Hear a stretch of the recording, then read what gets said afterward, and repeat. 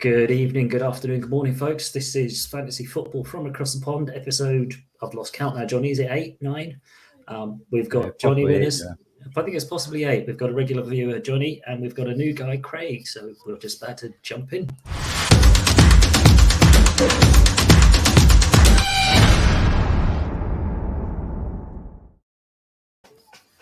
So welcome, Craig. Thanks for joining us. I appreciate you jumping in. I can see from your attire and your background and basically the fact that you're head to toe in green and gold, I think we can guess what team you're here representing. Absolutely, the Green Bay Packers. Which is kind of apt to get you on board with Johnny, because he's head to toe in blue at the moment, and obviously, as everyone's aware, there's a big game in the UK this week. It's the Giants are coming to town, or back to London, and for the first time ever, the Green Bay Packers are in town. Craig, how quick were you to get a ticket when you found out that it was the Packers that was coming? I was on straight away. I couldn't wait for it, and it's. I remember actually in 2007 walking out of the Giants Dolphins game, saying to my friends that were there with me, "I cannot wait till the Packers come over." So you've waited a long time. You know? It is odd that a number of teams have been over at least once, twice, sometimes 3 or 4 times. Obviously, Jags are almost set up shop here, but why is it taken so long for the Packers to get over? That's the question that I think certainly a lot of Packers fans in the UK have got to ask. Yeah, I think it's a lot to do with the home fans and the season ticket situation there at Lambeau. You know, they couldn't have a home game. They've got away with it this time because it's the ninth home game, but they wouldn't have got these 7 season ticket games for the fans. They wouldn't have accepted that. Well, of course, I didn't even think about that, because it's one of those, it's owned by the fans clubs, isn't it? So therefore, they don't want to give up a home game because it's, massive revenue and etc. Completely didn't even think about that. So that's the joys of having actually fans on from other teams. So Johnny, how are you feeling about the weekend? Are you all packed and ready to go? Because I know you've got a fair way to get down, not as far as Craig, but still both of you are coming from a fair way up. No, just getting everything ready. So I'll get packed up tomorrow. Because I'm off work, so get ready. So. 3 flights for you, isn't it? Or... It'll be 2 flights down, 2 flights back. So, but a few hours waiting each way at the airport. So. And Craig, are you training it down, or are you? Yeah, we're just going to train. We're training it down on Friday and back up on Monday. So my son actually lives in London as well, so we're spending a few days with him too, which will be good. Always good. I think we've mentioned on the show before, it becomes such an event for, if you like, out of town fans. I'm blessed with living in the southeast. It's not a massive thing for me, but for a lot of fans in the UK, it ends up being a weekend because you travel to London, you spend time doing the touristy things and seeing the sights. And Craig, as you say, if you've got family down here, it's a chance to catch up. So it becomes more than just a game, doesn't it? It's a big event. It becomes a thing, a weekend to make a weekend of. Yeah, absolutely. And it's an expensive one too, but it's not one you want to be doing. It's not one you want to do too often, is it? Yeah, I mean, all worth it. Well, it'd be more expensive if you get in the shop, I think. Yeah. There's been and Johnny and I had a quick chat offline before you joined us, Craig. But it seems the official NFL shop that is set up in Tottenham Hotspur Stadium are charging a rather large amount of money for those Green Bay Packer cheeseheads. It's working out, I think £60 is the bandied around price, or the official price from the shop, which a few people have taken, should we say, umbrage about. It does seem a little excessive for what is in effect some roof insulation cut into a wedge shape. But Craig, I'm sure you're smiling at it. You're going to say, don't care, it's an event, I'm going down to see my Packers. You're probably going to end up with a cheesehead. As long as it doesn't rain, I guess you'll be okay. Well, that's it, exactly. It's come rain or shine, I will have it on. Well, it's meant to be sunny, so that's a good thing. There you go. It's a bit of a sunshade. Hopefully it doesn't melt. Well, he does burn it. Well, you're Scottish. I mean, we've all got that lovely ability to stand out in the sun and go bright pink. Oh no, I go brown. I'm all right. So. Oh no, I don't. I go pink. You're obviously not true Scottish then, Johnny. I'm half Scottish, and if I just have to look at the sun, I'm burnt like a cinder. So just in the build up to this weekend, obviously Giants, good result for you guys on the Monday. How did you? I know you were a little bit trippy. You had not hang on, sorry, Monday. Did you beat the Cowboys Sunday? No, we got beat the week before on Monday. That's right, and then you're 3-1 because you beat the Bears. That's right. How do you feel about that? I mean, it was one of those games you thought you were going to win. Yeah, that was the only game I thought I was going to win it. But no, it was good, even though we finished with no quarterback. But yeah, who's scheduled to start for you this week? Well, Jones was training today, so he should start. If not, it'd be maybe Webb or Jake Fromm's back apparently. So Craig will never live it down, and I'll never let him forget if we manage to freak him, beat them with Jake Fromm, fourth string from the practice squad. Well, to be fair, the Patriots nearly done it at the weekend there, so who knows? Yeah, but Zappy's a bit better. Zappy at least had a preseason and played with the Patriots. And from your point, Fromm played last year for a game or two. So he might remember a few players, but yes, it'll be a risk, wouldn't it? And it seems to be, as you mentioned, Zappe there, there does seem to be a spate of backup quarterbacks doing well or being thrust into the limelight. I think, well, I'd say backup, but Pickens seems to have won the starting job in Pittsburgh now. You obviously had Flacco steering a ship for the Jets. You've got Brissett at Cleveland, Jimmy G at San Fran. Teddy. The list. Teddy Bridgewater now at Miami. He's going to have to step in. It just seems. Andy Dalton. Andy Dalton, New Orleans. Jesus. It seems like the backup quarterbacks are coming to the fore or being thrust into the situations. I mean, I'm wondering, is it preseason? Is it because, why is these spate or this, so many quarterbacks going down? I mean, with Tua, it's a bit different. He should never have been allowed to play the second game, and he should never have been allowed to get back in the pitch after the first hit. After the first injury, yeah, absolutely. But the other ones, apart from Watson, that's his own damn fault. The other quarterbacks going down, it just seems a spate of injuries. Well, in fairness, Prescott does get injured almost every year, so Cooper was a good backup for him. But for Lance, if you're going to play your quarterback like a running back, then they're going to get hurt.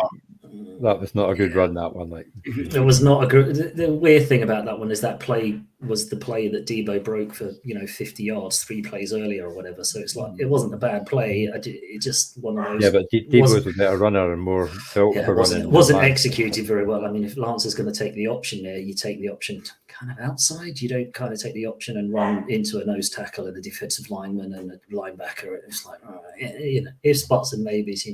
It's definitely. Probably I think it's a call that Shanahan would like to take back, but it's one of those ones that he wouldn't not call it because it's a play that's in the playbook. I think potentially it's one of those freak accidents. I mean, we saw one in the UK last week with the I think it was a Minnesota defensive back, wasn't it? He's had a really bad injury and had to stay in the UK for it. Yeah, I think so. Yeah, badly broken leg, compound fracture, the whole lot. So he's had to stay in the UK, and that was just, if you like, a normal play. So, it is a physical game and injuries do happen. But the furore around Trey Lance, why are you using a quarterback as a running back? He's a mobile quarterback who can run. It was interesting to watch from a UK outsider perspective, the madness that kind of happened, the furore created, for a lot of the fan base was blaming Shanahan for choosing that. You shouldn't call that run. But we've got a mobile quarterback who allows us to play that way and, opens the field up and lets Debo run for 50 yards 2 plays before doing exactly the same play. Where do you draw the line on that? But I mean, I suppose at least from a Packers point of view, one good thing in your offense is that you do have your starting quarterback, because otherwise you're pretty thin on the ground everywhere else. Absolutely. Well, running backs are pretty good. They're not getting, I mean, they've got good running backs, but they're not getting much out of them at the moment. Do you feel, Craig? It's one of those, the tandem works, I think, with the running backs. And the problem that we're going to have this year is Rodgers has only got rookies to play with, and Rodgers doesn't like playing with rookies. He's first, Rodgers being Rodgers, it takes a bit of time to get the trust to throw to them and things. And I think that's what might end up being our downfall at the back end of the playoffs once more. I think it's the playoffs. You go first. We'll get there, but I mean, let's be honest. Who else is going to in that division? Minnesota, maybe if they can get their act together. They seem a bit hit miss, and they're relying a lot on some injured running backs and whatnot. So even if they did get there, and even if it wasn't, you know, in fact, to be honest with you, I think not winning the division would help us. It doesn't seem to work when we win the division, go 13-3 and get home advantage all the way. You know, that doesn't seem to help. The last time we won it, we done it from the last spot. You know, in the wildcard, you came in wildcard or something. You went on the road. I think it was the one against us, you know, in a couple of years ago when it was, you know, you were at home field and whatever else. Everyone's like, well, this is why you win the league. This is why you have your great, you know, during the season. And yet somehow, you know, we find a way. You find a way to give it up and not take advantage of it. But yeah, I suppose it's interesting, as you say, as you get later into the season, though, Greg, if it is the 1-2 tandem of your two running backs, will teams start to kind of stack the box? Because it's like forcing you to throw in, and you know, maybe they're already doing that, which is why, you know, the running game isn't getting quite so many yards and quite so much productivity, and forcing maybe those, you know, jet sweeps from Watson and the stuff that you're kind of having to throw in there. Is that kind of, you should say, as you get deeper into the season, you think other teams are going to start to do more of that against you? Because, as you say, you've got Romeo Dobbs, Watson, Lazard's the main, going to end up being the main man, you would like to think. But it's a thin group, shall we say.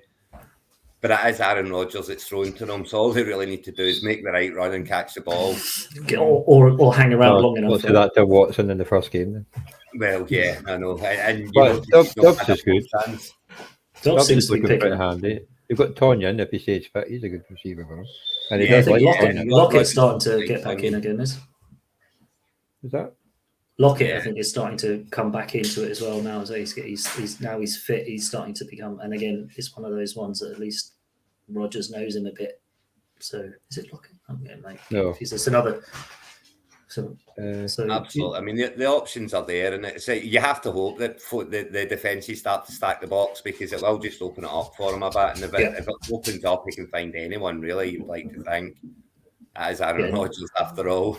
well, he's had history of that, you know, standing around, extending the play for 10 seconds, in, you know, shuffling around, and then suddenly heaving it downfield and finding 2-3 receivers wide open. And, you know, the receivers and those rookie guys you've got have got the speed, and they've got, you know, that ability to break, you know, the game wide open. So, yeah, I suppose from your point of view for this weekend, Johnny, you hope your pass defense sticks up to its early season form, because you guys are doing pretty well.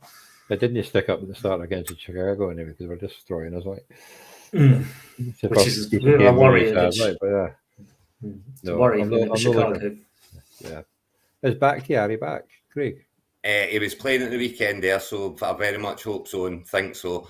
That's essential for us, Bakhtiari playing. You know, he makes such a difference covering Rodgers' blind side. If he's not there, it's trouble. And then it's the same, isn't it? A good left tackle will give your quarterback that sense of comfort, whereas if, you know, he's not there, as you say, Rodgers is he more likely to get out of the pocket slightly earlier than he really needs to, just because he doesn't feel as comfortable with the other guys. It's definitely something.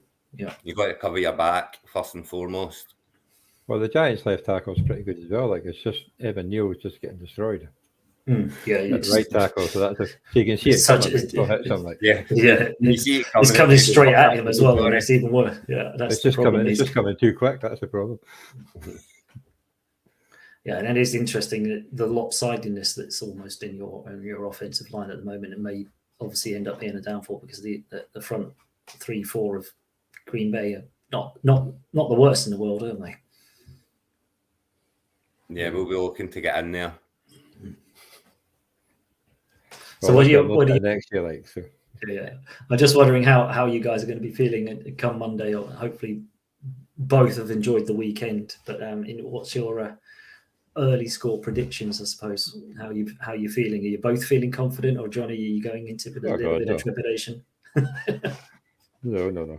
That's why I drafted Rodgers in that draft we just did. I did wonder about your weekly draft game. I'm not daft.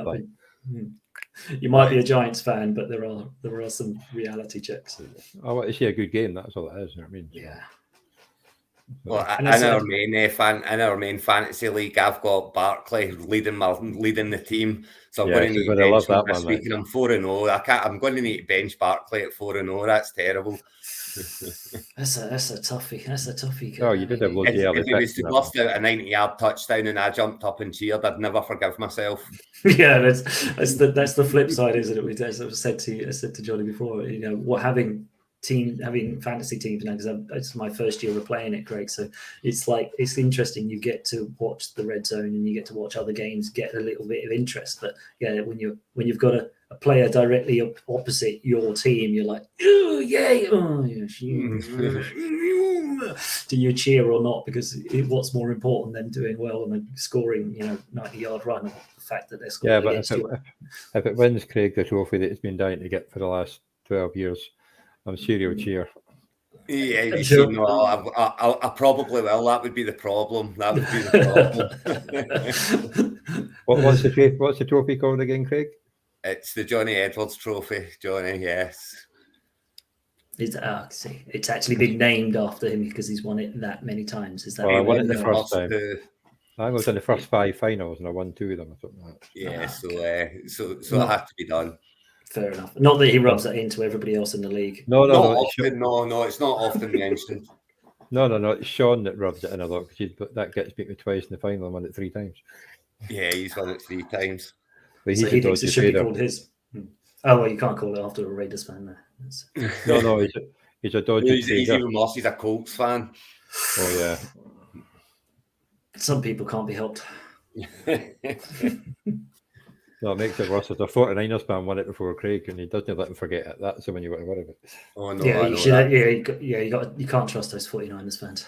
It's one of those ones. I used to quite like the 49ers. You know, I'm a Packers fan because I've got family in Milwaukee, so that kind of was put upon me as opposed to anything else. But when the NFL started in the 80s, I was watching it, and it was, it was Steve Young, it was Joe Montana, it was Jerry Rice. I quite liked the 49ers until I met Doug. Oh yeah, now, Doug. Yeah. Now they're behind the Vikings, the Lions, and the Bears. Oh. But then you got to mind on that Doug's going to be sitting next to Craig in the game on Sunday. He is, yes. Well, he's going to be sitting a couple of seats along. He won't be sitting next to me. He won't be sitting. Yeah, move over. He deliberately got separate seats. Indeed. But the Vikes are in the middle. Yeah. Well, the thing is, I mean, that's a prime example of what the UK games are all about, really. You're blessed this year, Craig, of your team being there, but I'm guessing it sounds like you might be a regular visitor to the games anyway. And you'll find that the majority of the time with the UK fans, it doesn't matter if your actual team isn't playing, you're still going because it's the NFL, it's the event, it's the whole kit and caboodle.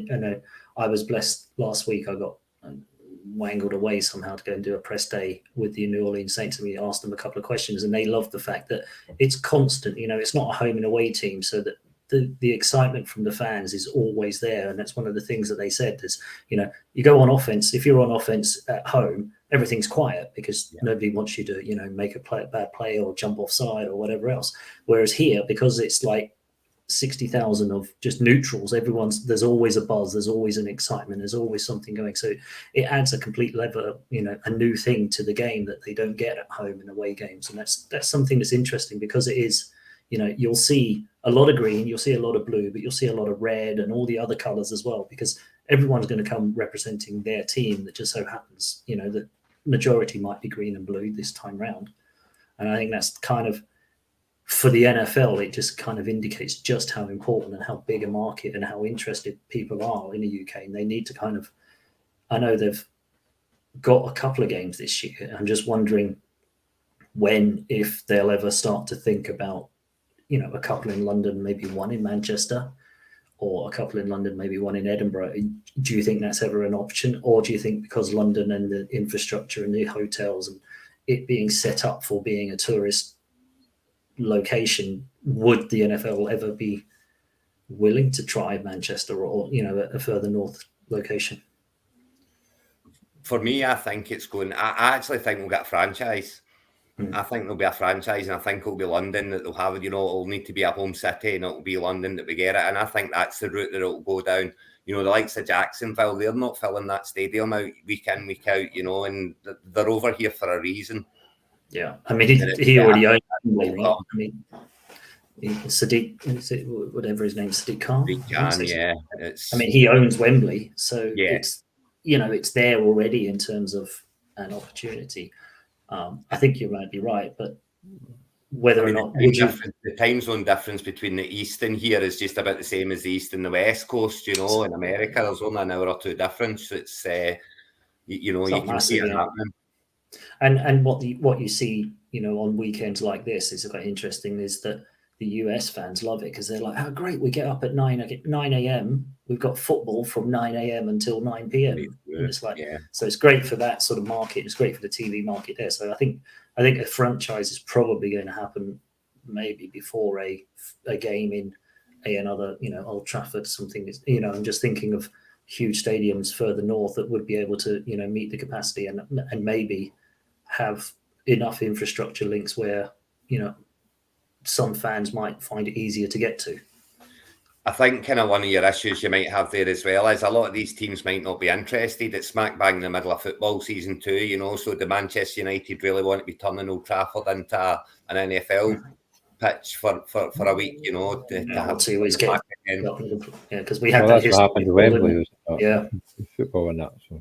Yeah, not that we were laughing when England lost afterwards, But it's quite obvious with you guys. But then you got Murrayfield, Ken. You could use Murrayfield. Yeah, Murrayfield's one. They have talked about Murrayfield in the past before, I do remember, and they are drifting now as well. I don't think they'll all stay in London per se before that kind of comes along. I think you'll see a few more in Germany, kind of.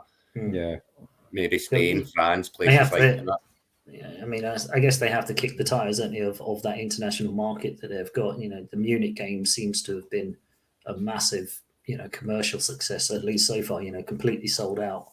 And I know, the German, the European League, the one that the Claymores and the Monarchs and all those teams that used to play in, is still going strong in Germany. There's still 5 or 6 German teams playing in that. So they obviously still have the avid fanatic fans that they had from the World League. A lot of British teams play as well, but just not as big as what they were. But you think if they are going to have a franchise and Cannes owns Wembley and it's going to be there, they're going to have to do something similar than Tottenham's ground for the pitch. Yeah. Dig it up, do exactly the same thing. That way they've got an NFL pitch as well as a football pitch. And that way they're not going to knacker the pitch for the not going to have all that back and forth and you've ruined the pitch for the football. Have that ability to. Because I've been to Twickenham. Use Tottenham Stadium, because Tottenham Stadium was built with the NFL in mind as well. You've got you do home and away, and Tottenham can be the other way about. Could be. Yeah, but for what I've heard, Tottenham's not the best place to get to. Infrastructure wise, Whereas Wembley's perfect. Yeah, it's a great place. That's the thing. I mean, you'll find that out this weekend, obviously, boys. But getting to Tottenham is not as easy as it is getting to Wembley. It's a bit more of a up and over and out the way, and it's a bit of a walk. And it's not Wembley is serviced by 3-4 different options. I think it's got 2 tubes, overground. Tottenham is a bit more. Seven Sisters and a Hoyk or White Hart Lane and a bit of a walk, and the trains are a little less regular, etc., etc. You'll find us all out. I mean, it's all part and parcel of the joy of getting on Sunday as well. So. Plus, the train strikes may or may not happen on Sunday, which will impact if they are going on. There's a lot of ifs and buts, and you'll see that it's quite. You get to Wembley and you've got Wembley Way, and the whole sort of walking up there is part and parcel of Tottenham. There's a little more, narrow streets and stuff. It's different, but as you say, the ground and the stadium's purpose built with the ability to swap the pitches in and everything else. But all the other stuff around it isn't as good as Wembley because Wembley is the national stadium; it's meant for it. So it will be interesting to see if they do open up European markets, Munich, maybe another German city, just to see if it's the market's there, or maybe, as you say, they'll try Spain, or they'll try maybe Paris or something like that, just to see if it's across Europe or if it is just hotspots of it is the UK and it's just UK and Germany, whether or not there's enough out there. But if I suppose the question from a UK perspective, if the franchise was to set up, would it become your second team? Because it wouldn't be Probably, your first team, would it? You'd never. Most, No, I mean, you wouldn't change from your first team. You know, we just don't do that. It's quite interesting because I think Americans are maybe a little less invested in some of their teams, and they, you know, if they move state and they move country or they move house to a different state, they may change to that team. Whereas I think, you know, it's quite obvious, Craig, you're based up. Obviously, I'm guessing Glasgow from your handle. Johnny's obviously way further north. Craig's in Edinburgh. I'm in Edinburgh now. It's from Glasgow originally. Right. Okay. That had to be. And I was like, across the MA, across the divide. Can't get rid of that accent. No matter how much I try. No. I can. If I stuck on this call for a bit longer, I'd start talking just like him. So it's quite odd to hear because it's still there in the back of my. I grew up in Glasgow, so I've got that the twang still there if needed. But yeah, it'd be interesting because obviously UK fans have got our teams now. We've all from the 80s or whenever, as you say, Craig, when you first started watching. But if a franchise was to come to the UK, you wonder how many would switch. Not want to say switch allegiances, but would start supporting that more than their kind of first team. I don't think you would get many of them switching their teams, but you would get them going to the games. Yeah. Just for the then NFL buying the merchandise because you're there, and you know, I mean, I would definitely I would be going down for the games. You know, I would try and work a way to make it down each home game. You know, get the season ticket, try and work out who's flying down on the day, back on the day type thing. You know, and I would buy the gear for sure. Yes, yeah, I think you would, wouldn't you? You wouldn't. You'd still be a Packers fan, but you may end up. You may end up with a few more Jaguars caps or whatever the team may happen to be called. Absolutely. You end up with a few of those as well. And you know, and I think what might come from it is situations, you know, where, you know, three of us, for example, get a season ticket, and instead of going, we'll come down in the hotel, Johnny, you know, it'd say, look, I've got a spare room, why don't you come down? And those sorts of friendships, I think, will grow and build out of it because, you know, you'll end up with people who will share coaches, share car rides down or whatever else, and start to, you know, if for a season tickets holders, you'll end up knowing who sits on either side of you, and you'll start that conversation, and those sorts of things may grow from it, which would be an amazing thing to see. Absolutely. Yeah, and obviously there'll be supporters clubs, so that in like the main cities would be something like that. Yeah, there'll be little hubs and stuff. Manchester, you'll get supporters from that, and they'll maybe have their own little supporters clubs, and you can get together through all that. You know how you've got your 49ers one next 16th, week 6. Yeah, week 6. So another weekend, the weekend after, yeah. So that'll be great for your information and anybody else watching and listening, if there is anybody out there. 49ers are officially hosting a watch party. First one, international. I don't know how. The first international watch party hosted by an NFL team outside of the US is being held in Leeds on the 16th of October by the 49ers. It's fully set up by them. They've taken over a sports bar.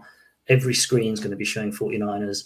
They're bringing in 49ers personnel. There may be cheerleaders. There may be, you know, 49ers alumni. Apparently Leeds United have bought into it. They're sending over some players after their game or something else. So it's like a massive event. There's a slight concern on the 49ers side that now that Leeds United have kind of jumped in on it and it is in Leeds, there might be a bit of a football aspect, but we're trying to make sure that we've got enough 49ers fans in the building before that happens. I'm sure there will be in this day and age. You know, there's a lot of NFL fans out there in the UK now. There really is, and it's an NFL event first and foremost. You have to think that will take precedent.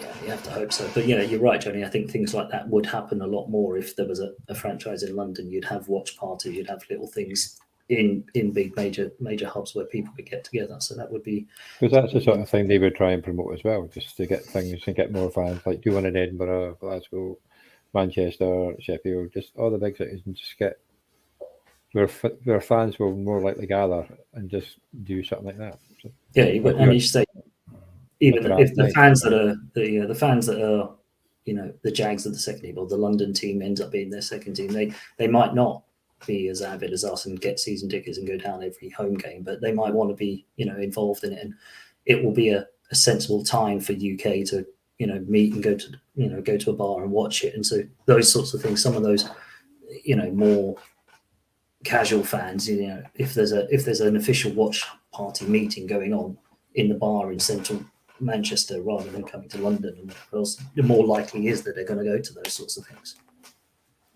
Yeah. I mean, I remember going to Super Bowl parties when I was younger, you know, back in Glasgow, at the Key in Glasgow. They used to have a big sports bar there that had a big Super Bowl party every year. And they would get the Claymores cheerleaders in and things like that. And the Claymores players would all be there, you know. And it was so busy. It was busy even back then, you know. It was popular. And it's the hardcore, I suppose, you know, the hardcore fans who've watched it back then, you know, when it was a Channel 4 highlight show and then you can only watch one game. It was like 3 a.m. Those are the ones that are still around. And, you know, I watched it back then as well. And to see how much more coverage and how much more, I would say it's still not quite mainstream, but it's kind of on the cusp, isn't it? And, you know, it has grown massively. There is a lot more sport. There is a lot more coverage of it now. You can get, you know, we've got 3 games live often on a Sunday, maybe more. I mean, this week, I think there's probably 4 live games then that we get to watch. Yeah, we have to 6 o'clock, 9 o'clock and 1:15.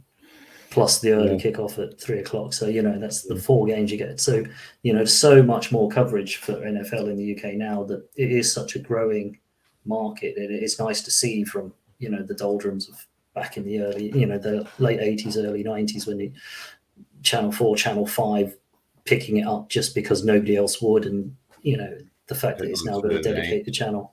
Yeah.